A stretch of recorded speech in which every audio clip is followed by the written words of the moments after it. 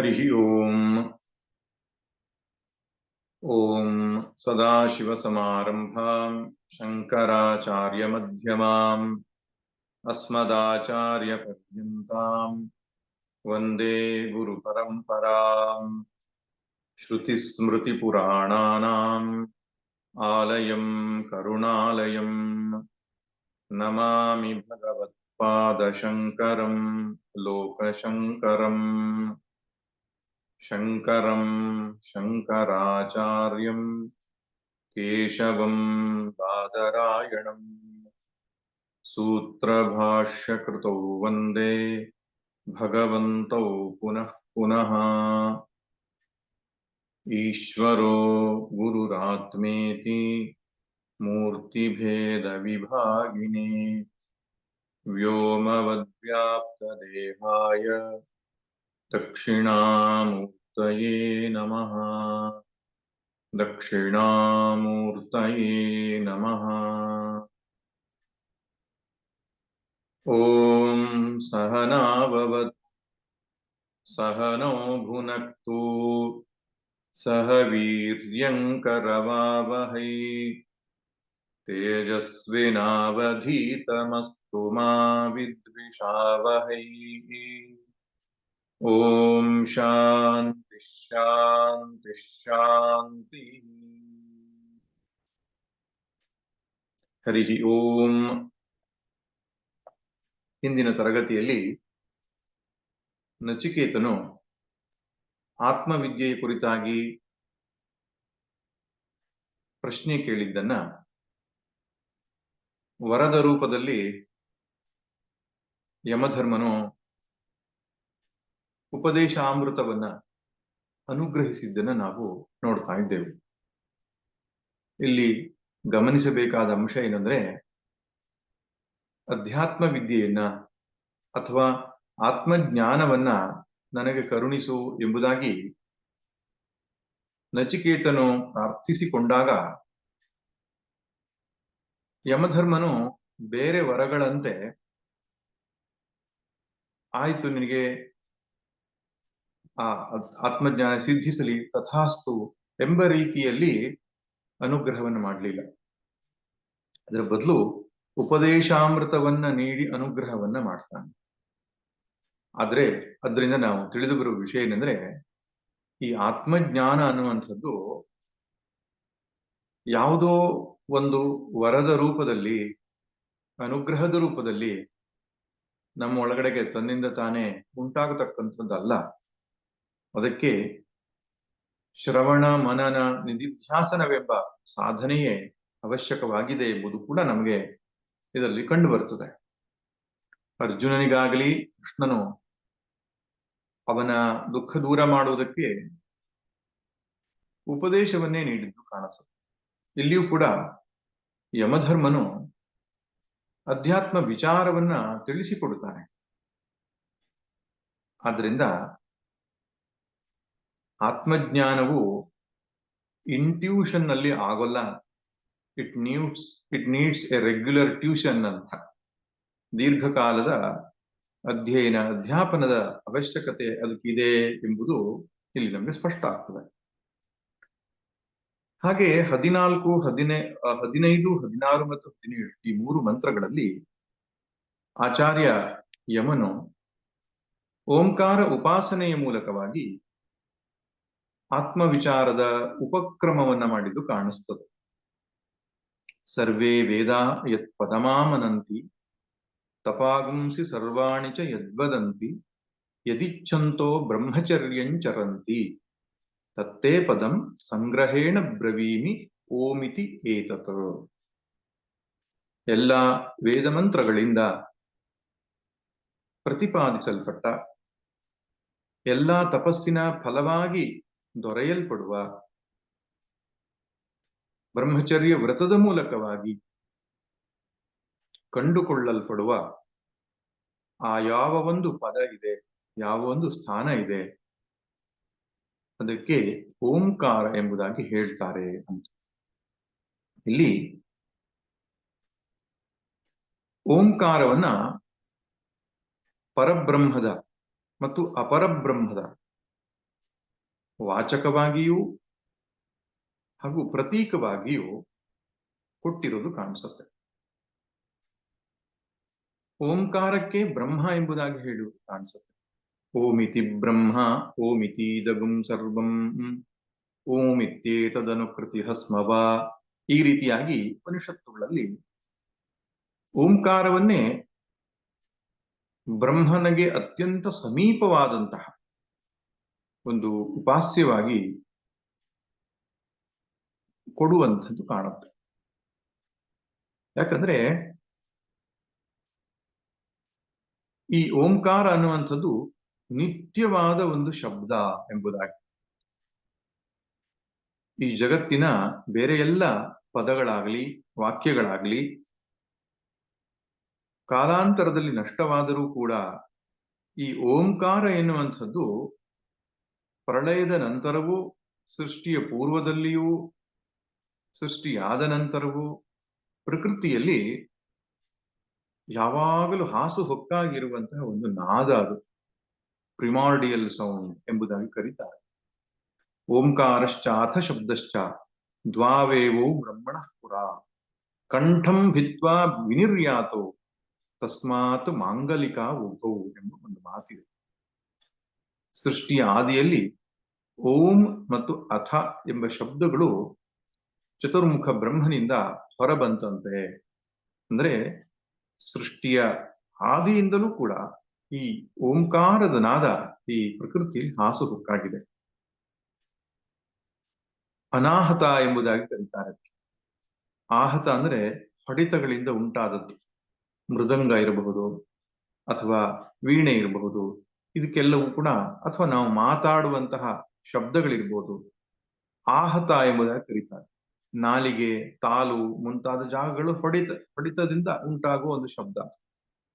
ಆದ್ರೆ ಯಾವ ಹೊಡೆತಗಳಿಲ್ಲದೆ ಅತ್ಯಂತ ಸಹಜವಾಗಿ ಪ್ರಕೃತಿಯಲ್ಲಿ ತುಂಬಿರುವ ಒಂದು ನಾದ ಅಂದ್ರೆ ಪ್ರಣವ ಅಥವಾ ಓಂಕಾರ. ಆದ್ದರಿಂದ ಬ್ರಹ್ಮನ ಗುರುತಿಗೆ, ಬ್ರಹ್ಮನ ಲಿಂಗ ಅಥವಾ ಬ್ರಹ್ಮನ ಉಪಾಸನೆಗೆ ಅತ್ಯಂತ ಹತ್ತಿರವಾದಂತಹ ಶಬ್ದ ಎಂಬುದಾಗಿ ಓಂಕಾರವನ್ನು ಹೇಳ್ತಾರೆ. ಓಂಕಾರದ ಅರ್ಥಚಿಂತನೆಯನ್ನ ಮಾಡುವುದರ ಮೂಲಕ ನಿರ್ಗುಣ ಬ್ರಹ್ಮದ ಉಪಾಸನೆಯನ್ನ ಮಾಡುವ ಒಂದು ವಿದ್ಯೆಯನ್ನ ಮಾಂಡುಕ್ಯಾದಿ ಉಪನಿಷತ್ತುಗಳಲ್ಲಿ ಹೇಳಿರುವುದು ಕಾಣಿಸುತ್ತೆ. ಅಕಾರ ಉಕಾರ ಮಕಾರದ ಮೂಲಕವಾಗಿ ವಿಶ್ವ, ತೈಜಸ, ಪ್ರಾಜ್ಞ ಹಾಗೂ ವಿರಾಟ್, ಹಿರಣ್ಯಗರ್ಭ, ಈಶ್ವರ ಇವುಗಳನ್ನು ಪ್ರತಿನಿಧಿಸಿ ಅಮಾತ್ರವಾಗಿರತಕ್ಕಂತಹ ಆ ಶಾಂತಿ, ಅದರಲ್ಲಿ ಸೈಲೆನ್ಸ್ ಅಂತ ಏನಿದೆಯೋ ಅದನ್ನ ತುರಿಯ ಎಂಬುದಾಗಿ, ವ್ಯಷ್ಟಿಯ ದೃಷ್ಟಿಯಿಂದ ಸಾಕ್ಷಿಯಾಗಿಯೂ ಸಮಷ್ಟಿ ದೃಷ್ಟಿಯಿಂದ ಪರಬ್ರಹ್ಮ ಎಂಬುದಾಗಿಯೂ ಅದನ್ನು ಅನುಸಂಧಾನ ಮಾಡತಕ್ಕಂಥದ್ದು ಒಂದು ಪ್ರಕ್ರಿಯೆಯಾದರೆ, ಇನ್ನೊಂದು ಪ್ರಕ್ರಿಯೆ ಆ ಓಂ ಎಂಬ ಶಬ್ದವನ್ನು ಉಚ್ಚರಿಸುತ್ತಾ ಆ ಅಕಾರ ಉಕಾರ ಮಕಾರಗಳ ಪ್ರತೀಕವಾದ ವಿರಾಟ್, ಹಿರಣ್ಯಗರ್ಭ, ಈಶ್ವರದ ತಾದಾತ್ಮ್ಯವನ್ನು ಕೂಡ ಮೀರಿ ಆ ಪರಬ್ರಹ್ಮದಲ್ಲಿ ನೆಲೆಸುವಂತಹ ಒಂದು ಅನುಸಂಧಾನ, ಅದನ್ನ ಸಾಮಾನ್ಯವಾಗಿ ಯತಿಗಳು, ಸನ್ಯಾಸಿಗಳಿಗೆ ಹೇಳಲ್ಪಟ್ಟಿದೆ. ಯತಿಗಳಿಗೆ ಜಪ ಮಾಡುವುದಕ್ಕೋಸ್ಕರ ಕೇವಲ ಓಂಕಾರವನ್ನ, ಪ್ರಣವವನ್ನ ಹೇಳ್ತಾರೆ. ಆ ಪ್ರಣವವನ್ನ ಅನುಸಂಧಾನ ಮಾಡ್ತಾ ಮಾಡ್ತಾ ಓಂ ಎಂಬುದಾಗಿ ಉಚ್ಚರಿಸುತ್ತಾ ನಾನು ಜಾಗೃತ್ ಸ್ವಪ್ನ ಸುಷುಪ್ತಿಗೂ, ಸ್ಥೂಲ ಸೂಕ್ಷ್ಮ ಮತ್ತು ಕಾರಣ ಸೃಷ್ಟಿಗೂ ಮೀರಿದಂತಹ ಶುದ್ಧ ಚಿನ್ಮಾತ್ರ ಸ್ವರೂಪನಾದ ಪರಬ್ರಹ್ಮನಿದ್ದೇನೆ ಎಂಬ ಅನುಸಂಧಾನವನ್ನ ಅವರು ಮಾಡ್ತಾರೆ. ಆ ಪ್ರಕಾರವಾದಂತಹ ಒಂದು ನಿರ್ಗುಣ ಉಪಾಸನೆಯೂ ಆಗಬಹುದು. ಇಲ್ಲ ಓಂಕಾರವನ್ನೇ ಚಿಹ್ನೆಯಾಗಿಟ್ಟುಕೊಂಡು, ಪ್ರತೀಕವಾಗಿಟ್ಟುಕೊಂಡು ಅದನ್ನ ಪರಬ್ರಹ್ಮ ಅಥವಾ ಅಪರಬ್ರಹ್ಮ, ಅಪರಬ್ರಹ್ಮ ಅಂತ ಹೇಳಿದಾಗ ಸಗುಣ ಬ್ರಹ್ಮ ಎಂಬುದಾಗಿ ಹೇಳ್ತಾರೆ. ವಿಷ್ಣುವೋ, ರಾಮನೋ, ಕೃಷ್ಣನೋ, ವೇದಿಕ ಭಾಷೆಯಲ್ಲಿ ಹಿರಣ್ಯಗರ್ಭ, ಈ ಪ್ರಕಾರವಾದಂತಹ ಉಪಾಸನೆಯನ್ನು ಮಾಡುವುದಕ್ಕೂ ಕೂಡ ಓಂಕಾರವನ್ನ ಬಳಸುವಂಥದ್ದು ಅತ್ಯಂತ ಸೂಕ್ತವಾದದ್ದು ಎಂಬುದಾಗಿ. ಅಂದ್ರೆ ಆ ಓಂಕಾರದ ಆಲಂಬನೆ ಎನ್ನುವಂಥದ್ದು ವೇದ ವಾಂಗ್ಮಯದಲ್ಲಿ ಅತ್ಯಂತ ಹೆಚ್ಚು ಹೊಗಳಲ್ಪಟ್ಟಂತಹ ಒಂದು ಪ್ರತೀಕವಾಗಿದೆ.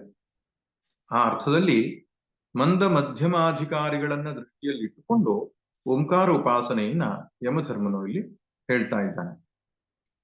ನಾವು 16ನೇ ಮಂತ್ರವನ್ನು ನೋಡೋಣ. ಏತದ್ಧ್ಯೇವಾಕ್ಷರಂ ಬ್ರಹ್ಮ ಏತದ್ಧ್ಯೇವಾಕ್ಷರಂ ಪರಂ ಏತದ್ಧ್ಯೇವಾಕ್ಷರಂ ಜ್ಞಾತ್ವಾ ಯೋ ಯದಿಚ್ಛತಿ ತಸ್ಯ ತತ್. ಅಕ್ಷರಂ ಬ್ರಹ್ಮ ಪರಮಂ. ಆ ಪರಬ್ರಹ್ಮಕ್ಕೆ ಇನ್ನೊಂದು ಹೆಸರಿದೆ, ಅಕ್ಷರ ಅಂತ. ಅಕ್ಷರ ಅಂತ ಹೇಳಿದ್ರೆ ನಕ್ಷರತಿ, ಯಾವುದು ಕ್ಷರವಾಗುವುದಿಲ್ಲವೋ, ನಾಶವಾಗುವುದಿಲ್ಲವೋ ಅದಕ್ಕೆ ಅಕ್ಷರ ಎಂಬುದಾಗಿ ಹೇಳ್ತಾರೆ.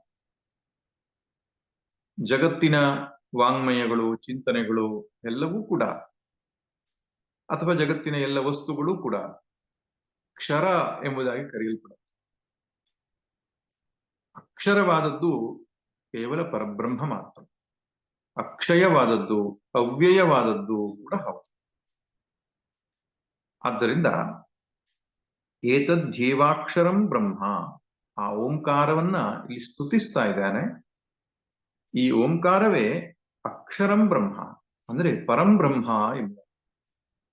ಹಿಂದಿನ ತರಗತಿಯಲ್ಲಿ ನಾನು ಹೇಳಿದ್ದೇನೆ, ಬ್ರಹ್ಮ ಅಂದ್ರೆ ಪರಮಾತ್ಮ, ಭಗವಂತ, ಈಶ್ವರ ಎಂಬುದಾಗಿ ನಾವು ಕರೀತೇವಲ್ಲ, ಅವನನ್ನೇ ವೇದಾಂತದ ಭಾಷೆಯಲ್ಲಿ ಬ್ರಹ್ಮನ್ ಎಂಬುದಾಗಿ ಕರೆದಿದ್ದಾರೆ. ಆ ಬ್ರಹ್ಮ ಎನ್ನುವಂಥದ್ದು ಪರ ಮತ್ತು ಅಪರ ಎಂಬುದಾಗಿ ಎರಡು ವಿಧವಾಗಿದೆ. ಅಪರ ಬ್ರಹ್ಮವನ್ನ ಸಗುಣ ಈಶ್ವರ ಎಂಬುದಾಗಿ ಕರೀತಾರೆ, ಅಥವಾ ಸಗುಣ ಬ್ರಹ್ಮ ಎಂಬುದಾಗಿ ಕರೀತಾರೆ, ಸಗುಣ ಪರಮಾತ್ಮ ಅಂತಲೂ ಕರೀಬಹುದು.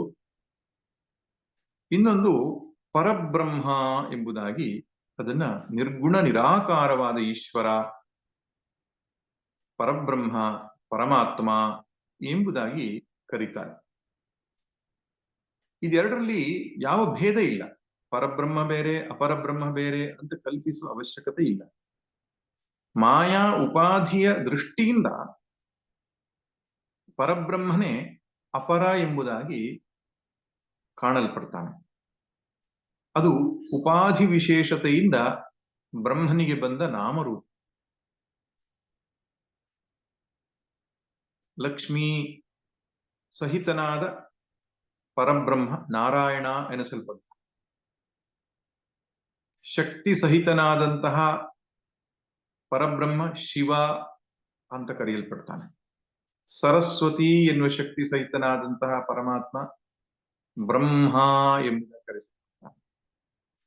ಹಾಗೆ ಈ ಮಾಯಾ ಉಪಾಧಿ ಸಹಿತನಾಗಿ ಪರಬ್ರಹ್ಮನನ್ನ ನೋಡಿದಾಗ ಅವನನ್ನ ಈಶ್ವರ ಅಥವಾ ಅಪರಬ್ರಹ್ಮ ಎಂಬುದಾಗಿ ಕರೀತಾರೆ. ಹಿರಣ್ಯಗರ್ಭನು ಸಾಮಾನ್ಯವಾಗಿ ಅಪರಬ್ರಹ್ಮ ಎಂದಾಗ ಹಿರಣ್ಯಗರ್ಭನನ್ನ ಲಕ್ಷ್ಯದಲ್ಲಿಟ್ಟುಕೊಳ್ತಾನೆ, ಅವನನ್ನು ಸಗುಣ ಬ್ರಹ್ಮ ಎಂಬುದಾಗಿ ಹೇಳ್ತಾನೆ. ನಂತರ ಬೇರೆ ಬೇರೆ ವಾಂಗ್ಮಯಗಳಲ್ಲಿ ಬೇರೆ ಬೇರೆ ರೀತಿಯ ಹೆಸರುಗಳು, ಶಿವ, ವಿಷ್ಣು, ರಾಮ, ಕೃಷ್ಣ ಇಂತಾದವು ಎಲ್ಲವೂ ಕೂಡ ಸಗುಣ ಬ್ರಹ್ಮದ ಸಾಲಿನಲ್ಲಿ ಸೇರಿಕೊಳ್ಳುತ್ತವೆ. ನಿರ್ಗುಣ ಬ್ರಹ್ಮ ಅಥವಾ ಪರಬ್ರಹ್ಮ ಅಂತ ಹೇಳುವಂಥದ್ದು ಸತ್ಯಂ ಜ್ಞಾನಂ ಅನಂತಂ ಬ್ರಹ್ಮ, ನಮ್ಮೆಲ್ಲರ ಪ್ರತ್ಯಗಭಿನ್ನ ಚೈತನ್ಯ, ಪ್ರತ್ಯಗಭಿನ್ನ ಬ್ರಹ್ಮ ಯಾವುದಿದೆಯೋ ಆ ಪರಬ್ರಹ್ಮ, ಅದನ್ನು ಮಾತ್ರ ಏನು ಪರಬ್ರಹ್ಮ ಎಂಬುದಾಗಿ ಕರೆಯೋದು. ಶುದ್ಧ ಚೈತನ್ಯ ವಸ್ತುವನ್ನು ಮಾತ್ರ. ಇದಕ್ಕೂ ಅದಕ್ಕೂ ಯಾವ ವ್ಯತ್ಯಾಸ ಇಲ್ಲ. ನಾರಾಯಣ ಅಂತ ನಾವು ಕರೆದಾಗ ಮಾಯಾ ಉಪಾಧಿ ವಿಶಿಷ್ಟನಾದವನಿಗೆ ನಾರಾಯಣ.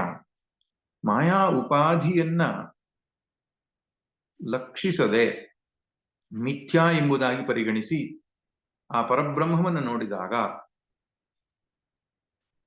ಅದನ್ನ ನಿರ್ಗುಣ ಎಂಬುದಾಗಿ ಹೇಳ್ತಾರೆ ಅಷ್ಟೇ. ಆದ್ರಿಂದ ನಾವು ತಪ್ಪು ಕಲ್ಪಿಸಬಾರದು. ಸನಾತನ ಧರ್ಮದಲ್ಲಿ ಎರಡು ಬ್ರಹ್ಮಗಳಿವೆ, ಅಲ್ಲ, ಒಂದೇ ಪರಬ್ರಹ್ಮ. ಈ ಒಂದು ಉದಾಹರಣೆ ಕೊಡುವುದಾದ್ರೆ, ಒಂದು ಮೇಣದ ಬತ್ತಿಯನ್ನು, ದೀಪವನ್ನು ಹಚ್ಚಿಟ್ಟು ಅದರ ಹೊರಗಡೆಗೆ ಬಣ್ಣದ ಗ್ಲಾಸ್ಗಳನ್ನು ನಾವು ಹಾಕ್ತೇವೆ ಅಂತ ಇಟ್ಕೊಳ್ಳೋಣ. ಹಸಿರು ಬಣ್ಣದ ಗ್ಲಾಸ್ ಅನ್ನು ಹಾಕಿದ್ರೆ ಹಸಿರು ಬಣ್ಣದ ಬೆಳಕು ಕಾಣಿಸ್ತದೆ. ನೀಲಿ ಬಣ್ಣದ ಗ್ಲಾಸ್ ಅನ್ನು ನೀಲಿ ಬಣ್ಣದ ಬೆಳಕು ಕಾಣಿಸ್ತದೆ. ಸಾಮಾನ್ಯವಾಗಿ ಹಿಂದಿನ ಕಾಲದ ನಾಟಕಗಳಲ್ಲಿ ಹಾಗೆ ಮಾಡ್ತಾ ಇದ್ರು. ಬೇರೆ ಬೇರೆ ರೀತಿಯ ಬಣ್ಣದ ಒಂದು ಚಕ್ರವನ್ನ ಇಟ್ಟುಕೊಂಡು ಆ ಫೋಕಸ್ ಲೈಟಿನ ಮುಂದೆ ಆ ಚಕ್ರಗಳನ್ನು ಇಡ್ತಾ ತಿರುಗಿಸ್ತಾ ಇದ್ರು. ಅವನಿಗೆ ಸ್ಟೇಜ್ ಮೇಲೆ ಯಾವ ಬಣ್ಣ ಬರಬೇಕು ಆ ಬಣ್ಣ ಕಾಣಿಸ್ತಾ ಇತ್ತು. ಬೆಳಕು ನೀಲಿ ಆಯ್ತು, ಬೆಳಕು ಹಸಿರಾಯ್ತು, ಬೆಳಕು ಮತ್ತೊಂದಾಯ್ತು ಅಂತ ಹೇಳ್ತೇವೆ. ಆದ್ರೆ ವಾಸ್ತವವಾಗಿ ಬೆಳಕು ಯಾವ ವಿಶೇಷತೆಯನ್ನು ತಾಳದೆ ತನ್ನ ವಾಸ್ತವ ಬಣ್ಣ ಹೇಗಿತ್ತು ಅದನ್ನು ಇಟ್ಟುಕೊಂಡಿತ್ತು. ಇದನ್ನ ನಾವು ದೃಷ್ಟಾಂತವಾಗಿ ಇಟ್ಟುಕೊಂಡ್ರೆ ಪರಬ್ರಹ್ಮ ಹಾಗೆ ನಿರ್ವಿಕಾರವಾದ, ನಿರಾಕಾರವಾದ, ಯಾವ ಗುಣಗಳೂ ಇಲ್ಲದ ಚಿನ್ಮಾತ್ರ ಸ್ವರೂಪವಾದ. ಚಿನ್ಮಾತ್ರ ಎನ್ನುವುದು ಅದಕ್ಕೂ ಗುಣ ಅಲ್ಲ, ನೆನಪಿರು. ಹಿಂದಿನ ತರಗತಿಯಲ್ಲಿ ಯಾರೋ ಒಬ್ರು ಕೇಳಿದ್ರು, ಆತ್ಮನಿಗೆ ಚೈತನ್ಯ ಎನ್ನುವುದು ಗುಣವೇ ಎಂಬುದಾಗಿ. ಅಲ್ಲ, ಚೈತನ್ಯ ಅದರ ಸ್ವರೂಪ.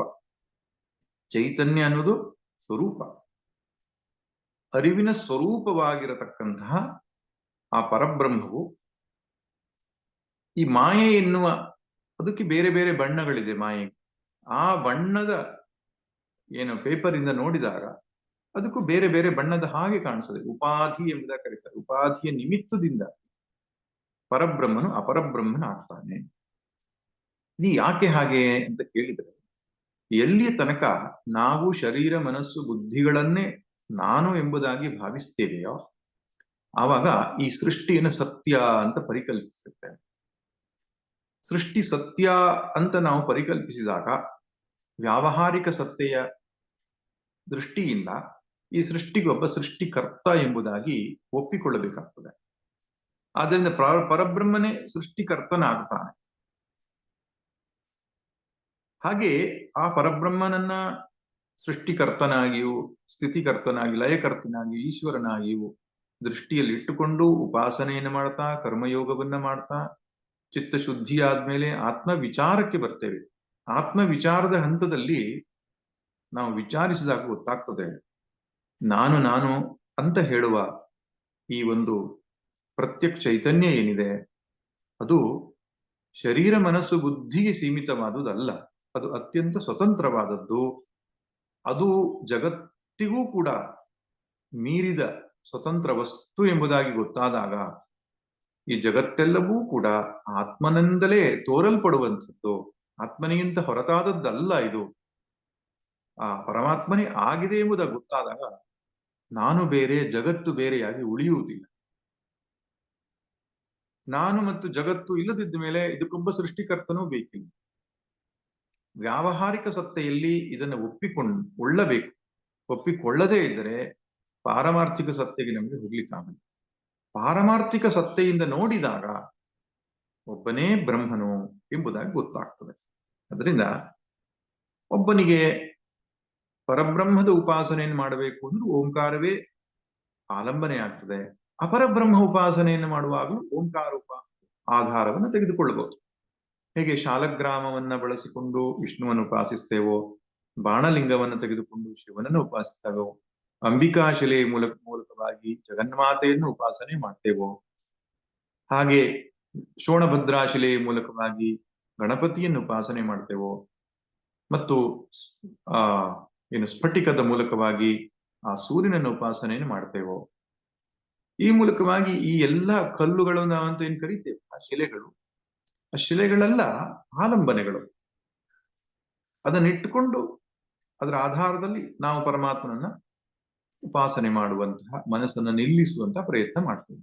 ಹಾಗೆ ಓಂಕಾರವನ್ನು ಕೂಡ ಆ ರೀತಿಯ ಆಲಂಬನೆಯಾಗಿ ತೆಗೆದುಕೊಳ್ಳಬಹುದು ಎಂಬುದಾಗಿ ಉಪನಿಷತ್ ಹೇಳ್ತಾ ಇದೆ. ಏತದ್ ಹಿ ಏವ ಅಕ್ಷರಂ ಬ್ರಹ್ಮ. ಓಂಕಾರವೇ ಪರಬ್ರಹ್ಮವು. ಏತದ್ಯೇವ ಅಕ್ಷರಂ ಪರಂ. ಇಲ್ಲಿ ಪರಂ ಎನ್ನುವ ಶಬ್ದ ನಂತರ ಬಂದಿರೋದ್ರಿಂದ ಹಿಂದಿನ ಬ್ರಹ್ಮ ಶಬ್ದದೊಟ್ಟಿಗೆ ಅಪರಂ ಬ್ರಹ್ಮ ಎಂಬುದನ್ನು ತೆಗೆದುಕೊಳ್ಬೇಕು. ಓಂಕಾರವೇ ಅಪರಬ್ರಹ್ಮವು, ಓಂಕಾರವೇ ಅಕ್ಷರವಾದ ಪರಬ್ರಹ್ಮವು ಆಗಿದೆ. ಇಲ್ಲಿ ಪರಬ್ರಹ್ಮಕ್ಕೆ ಅಕ್ಷರ ಅನ್ನುವಂಥದ್ದು ಸರಿ, ಅಪರಬ್ರಹ್ಮಕ್ಕೆ ಅಕ್ಷರ ಅಂತ ಯಾಕೆ? ಪರಬ್ರಹ್ಮವೂ ಕೂಡ ಸಗುಣ ಬ್ರಹ್ಮವೂ ಕೂಡ ಹಿರಣ್ಯಗರ್ಭನನ್ನ ದೃಷ್ಟಿಯಲ್ಲಿ ಇಟ್ಟುಕೊಂಡು ನೋಡಿದಾಗ ಅದು ದೀರ್ಘಕಾಲವಾದಂತಹ ಒಂದು ಆಯುಷ್ಯವನ್ನು ಹೊಂದಿದೆ. ಆ ದೃಷ್ಟಿಯಿಂದ ಅಕ್ಷರ ಅಂತ ಕರೀಬಹುದು. ಭಗವದ್ಗೀತೆಯಲ್ಲಿ ಕ್ಷರಪುರುಷ, ಅಕ್ಷರ ಪುರುಷ, ಪುರುಷೋತ್ತಮ ಎನ್ನುವ ಸಂದರ್ಭದಲ್ಲಿ ಮಾಯೆಗೆ ಅಕ್ಷರ ಪುರುಷ ಎಂಬುದಾಗಿ ಕರೆದಿರೋದು ಅನ್ಸುತ್ತೆ. ಅದು ಆತ್ಯಂತಿಕವಾದಂತಹ ಅಕ್ಷರವಲ್ಲದೇ ಇದ್ರೂ ಕೂಡ ಏನು ಪ್ರಾಪಂಚಿಕವಾದ ಬೇರೆ ವಸ್ತುಗಳಿಗೆ ಹೋಲಿಸಿದರೆ ಅದು ಅಕ್ಷರವೇ. ಆ ದೃಷ್ಟಿಯಿಂದ ಅಪರ ಪರ ಎರಡೂ ಕೂಡ ಅಕ್ಷರ ಬ್ರಹ್ಮ ಎಂಬುದಾಗಿ ಕರೆದಿದ್ದಾರೆ. ಏತದ್ಯೇವ ಅಕ್ಷರಂ ಜ್ಞಾತ್ವ ಯೋ ಯದಿಚ್ಛತಿ ತಸ್ಯ ತತ್. ಈ ಅಕ್ಷರ ಬ್ರಹ್ಮವನ್ನ ತಿಳಿದುಕೊಂಡು ನಾವು ಏನನ್ನ ಬಯಸುತ್ತೇವೋ ಅದು ಆಗುತ್ತೇವೆ ಅಂತ. ಒಬ್ಬ ವ್ಯಕ್ತಿಯು ಅಕ್ಷರ ಬ್ರಹ್ಮವನ್ನ ಪರಬ್ರಹ್ಮ ಎಂಬುದಾಗಿ ತಿಳಿದುಕೊಳ್ತಾನೆ. ಹಾಗೆಯೇ ಅವನು ಉಪಾಸನೆಯನ್ನ ಮಾಡ್ತಾನೆ, ಅವನು ಅದೇ ಆಗ್ತಾನೆ. ಇನ್ನೊಬ್ಬನು ಓಂಕಾರದ ಮೂಲಕವಾಗಿ ಅಪರಬ್ರಹ್ಮವನ್ನು ಉಪಾಸನೆ ಮಾಡ್ತಾನೆ, ಒಬ್ಬನು ಪರಬ್ರಹ್ಮವನ್ನು ಉಪಾಸನೆ ಮಾಡ್ತಾನೆ. ಯಾರು ಯಾವುದನ್ನು ಉಪಾಸನೆ ಮಾಡ್ತಾರೋ ಅದೇ ಆಗ್ತಾರೆ. ಯೋ ಯದಿಚ್ಛತಿ ತಸ್ಯ ತದ್ ಭವತಿ. ಇಲ್ಲಿ ಒಂದು ಮುಖ್ಯವಾದ ವಾಕ್ಯವನ್ನು ಶಂಕರರು ಹೇಳ್ತಾರೆ. ಈ ಜ್ಞಾತ್ವ ಎನ್ನುವ ಶಬ್ದಕ್ಕೆ ತಿಳಿದುಕೊಳ್ಳುವುದು ಅಂತ ಒಂದು ಅರ್ಥ ಆಗ್ತದೆ, ಇನ್ನೊಂದು ಉಪಾಸನೆ ಎಂಬ ಅರ್ಥವೂ ಆಗುತ್ತೆ. ಏಕೆಂದ್ರೆ ಈ ಜ್ಞಾನ ಕರ್ಮ ಸಮುಚ್ಚಯ ಎನ್ನುವ ಶಬ್ದ ನೀವು ಕೇಳಿರಬಹುದು. ಕೆಲವರ ಅಭಿಪ್ರಾಯದಂತೆ ಮೋಕ್ಷವು ಜ್ಞಾನ ಕರ್ಮ ಸಮುಚ್ಚಯದಿಂದ ಆಗ್ತದೆ ಅಂತ ಹೇಳ್ತಾರೆ. ಅಂದ್ರೆ ಪರಮಾತ್ಮನನ್ನ ಸೇವಿಸಬೇಕು, ಆರಾಧಿಸಬೇಕು, ಮತ್ತೆ ಅವನನ್ನ ಧ್ಯಾನಿಸಬೇಕು ಎಂಬುದಾಗಿ. ಈ ಧ್ಯಾನ ಅನ್ನುವಂತಹ ಒಂದು ಪ್ರಕ್ರಿಯೆಗೆ ಅವರು ಏನು ಜ್ಞಾನ ಎಂಬುದಾಗಿ ಬಳಸ್ತಾರೆ. ಪರಮಾತ್ಮನ ಜ್ಞಾನ ಅಂದ್ರೆ ಅಲ್ಲಿ ಉಪಾಸನೆ ಅಂತ ಅರ್ಥ. ಜ್ಞಾನ ಕರ್ಮ ಸಮುಚ್ಚಯ ಅಂದ್ರೆ ಉಪಾಸನೆ ಮತ್ತು ಕರ್ಮದ ಮಿಶ್ರಣದಿಂದ ಮೋಕ್ಷ ಅಂತ. ಅದರಿಂದ ಜ್ಞಾನ ಎನ್ನುವ ಶಬ್ದ ಉಪಾಸನೆಗೂ ಕೂಡ ಬಳಸಿದ್ದು ಗೊತ್ತಾಗ್ತದೆ. ಆದರೆ ವೇದಾಂತದ ಸಂದರ್ಭದಲ್ಲಿ ಜ್ಞಾನ ಎಂದಾಗ ಯಥಾರ್ಥ ದರ್ಶನ, ಅದನ್ನ ವಸ್ತುತಂತ್ರ ಅಂತ ಹೇಳ್ತಾನೆ. ವಸ್ತು ಹೇಗಿದೆಯೋ ಹಾಗೆ ಅರಿತುಕೊಳ್ಳುವುದಕ್ಕೆ ವೇದಾಂತದಲ್ಲಿ ಜ್ಞಾನ ಅಂತ ಹೇಳ್ತಾರೆ. ಉಪಾಸನೆಯ ಅಥವಾ ಭಕ್ತಿಯ ಸಂದರ್ಭದಲ್ಲಿ ಜ್ಞಾನ ಅಂದಾಗ ಅವನನ್ನ ಧ್ಯಾನಿಸುವುದು ಅಂತ ಅರ್ಥ ಆಗ್ತದೆ. ಆದ್ದರಿಂದ ಶಂಕರರು ಪರಂ ಚೇತ್ ಜ್ಞಾತವ್ಯಂ ಅಪರಂ ಚೇತ್ ಪ್ರಾಪ್ತವ್ಯಂ ಅಂತ ಒಂದು ಶಬ್ದ, ಇದು ತುಂಬಾ ಪ್ರಸಿದ್ಧವಾದ ವಾಕ್ಯ. ಪರಂ ಚೇತ್ ಜ್ಞಾತವ್ಯಂ, ಪರಬ್ರಹ್ಮವಾಗಿದ್ರೆ ಅದನ್ನು ತಿಳಿಯಬೇಕು. ಅಪರಂ ಚೇತ್ ಪ್ರಾಪ್ತವ್ಯಂ, ಅದು ಅಪರಬ್ರಹ್ಮವಾಗಿದ್ರೆ ಉಪಾಸನೆಯ ಮೂಲಕವಾಗಿ ಅದನ್ನು ಪಡೆದುಕೊಳ್ಳಬೇಕು ಅಂತ. ಈಗ ಪರಂ ಚೇತ್ ಪ್ರಾಪ್ತವ್ಯಂ ಅಂತ ಯಾಕೆ ಹೇಳಿಲ್ಲ ಅಂದ್ರೆ, ಪರಂ ಬ್ರಹ್ಮ ಅನ್ನುವಂಥದ್ದು ಈಗಾಗಲೇ ನಾವು ಆಗಿದ್ದೇವೆ. ಅಪರಬ್ರಹ್ಮವು ನಾವು ಆಗಿಲ್ಲ, ನಾವು ಉಪಾಸನೆಯ ಮೂಲಕವಾಗಿ ಹೋಗಿ ಪಡೆದುಕೊಳ್ಳಬೇಕಾಗಿದೆ. ಹಿರಣ್ಯ ಗರ್ಭಸ್ಥಾನ ಎಂಬುದಾಗಿ ಹೇಳ್ತಾರೆ ಅದನ್ನು. ಅದಕ್ಕೆ ಕರ್ಮ ಉಪಾಸನ ಸಮುಚ್ಚಯದಿಂದ, ಸಮ್ಮಿಶ್ರಣದಿಂದ ನಾವು ಸಾಧನೆಯನ್ನು ಮಾಡಿದಾಗ ಅಪರಬ್ರಹ್ಮದ ಪ್ರಾಪ್ತಿ ಆಗ್ತದೆ, ಕಾಲಾಂತರದಲ್ಲಿ ಆಗ್ತದೆ. ಆದರೆ ಪರಬ್ರಹ್ಮ ಎನ್ನುವಂಥದ್ದು ಈಗಾಗಲೇ ನಮ್ಮ ಸ್ವರೂಪವಾಗಿ ಇದ್ದುಕೊಂಡಿರೋದ್ರಿಂದ ಅದು ಹೋಗಿ ಪಡೀಬೇಕಾದ್ದಿಲ್ಲ, ನಾವು ಅದನ್ನ ಅರಿತುಕೊಳ್ಳಬೇಕು ಎಂಬುದಾಗಿ ಹೇಳ್ತಾರೆ. ಇನ್ನಿದೇ ರೀತಿ ಮುಂದಿನ ಮಂತ್ರವೂ ಕೂಡ ಓಂಕಾರದ ಮಹತ್ವವನ್ನ ಹೇಳುವಂಥದ್ದು. ಏತದಾಲಂಬನಂ ಶ್ರೇಷ್ಠಮೇತದಾಲಂಬನಂ ಪರಂ ಏತದಾಲಂಬನಂ ಜ್ಞಾತ್ವಾ ಬ್ರಹ್ಮಲೋಕೆ ಮಹೀಯತೆ. ಈ ಓಂಕಾರ ಎನ್ನುವಂತಹ ಆಲಂಬನೆ ಇದೆಯಲ್ಲ, ಅದು ಶ್ರೇಷ್ಠ ಎಂಬುದಾಗಿ ಹೇಳ್ತಾರೆ. ಪರಮಾತ್ಮನನ್ನ ಧ್ಯಾನಿಸುವುದಕ್ಕೆ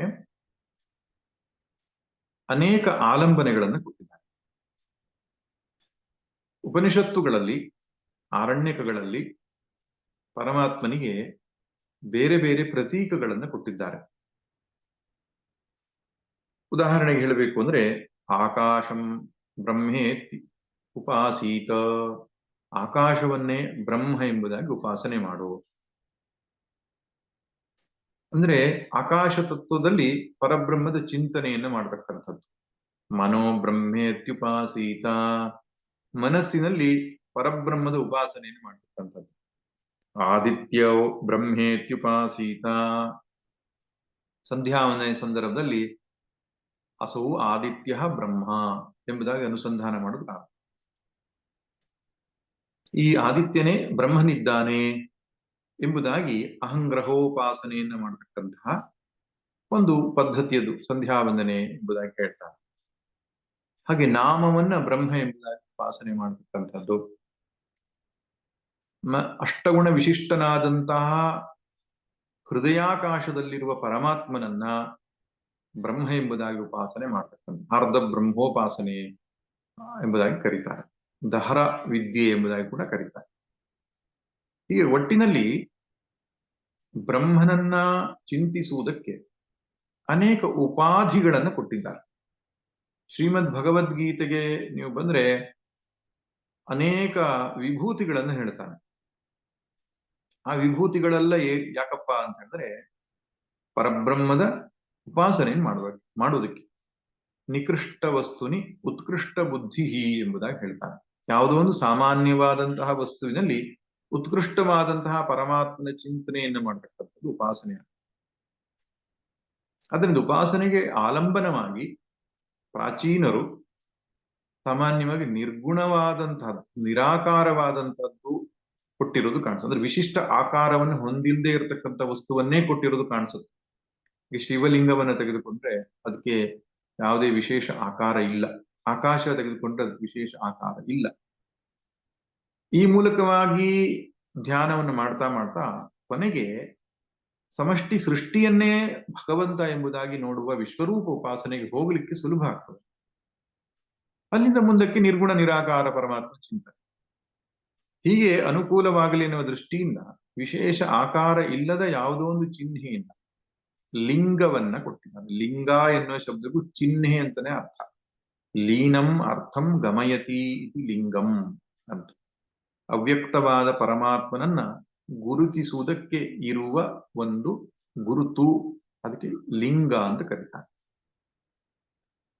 ಆದ್ರೆ ತದನಂತರದ ಕಾಲದಲ್ಲಿ ಬಹುಶಃ ಆ ವಿಶಿಷ್ಟ ಆಕಾರವಿಲ್ಲದಂತಹ ಒಂದು ಸಂಕೇತದ ಮೇಲೆ ಮನಸ್ಸು ನಿಲ್ಲಿಸುವುದು ಕಷ್ಟ ಅಂತ ಗೊತ್ತಾಗಿಯೋ ಏನೋ ನಮ್ಮ ಪ್ರಾಚೀನರು ಪ್ರತಿಮಾ ಉಪಾಸನೆಯನ್ನ ಕಂಡುಕೊಂಡದ್ದು ಕಾಣಿಸುತ್ತೆ.